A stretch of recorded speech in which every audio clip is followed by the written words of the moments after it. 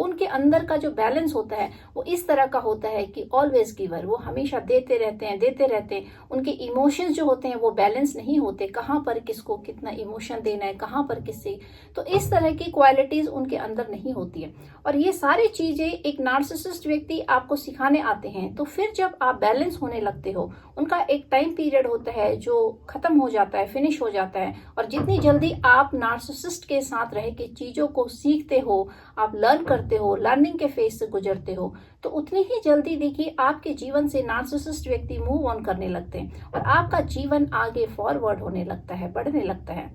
तो नार्सिसिस्ट व्यक्ति आपके जीवन में जब आते हैं, बहुत सारी उथल पुथल, बहुत सारी टेंशन्स, बहुत सारे एक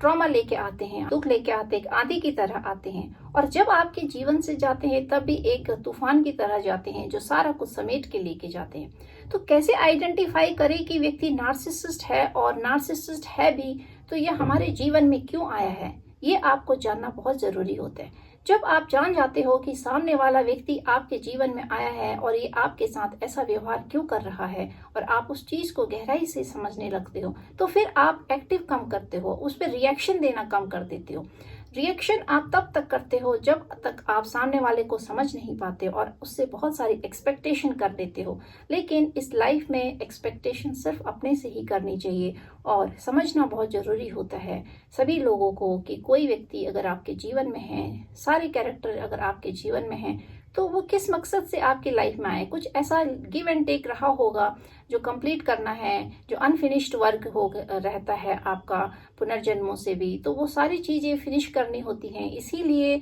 कोई व्यक्ति किसी के जीवन में आता है।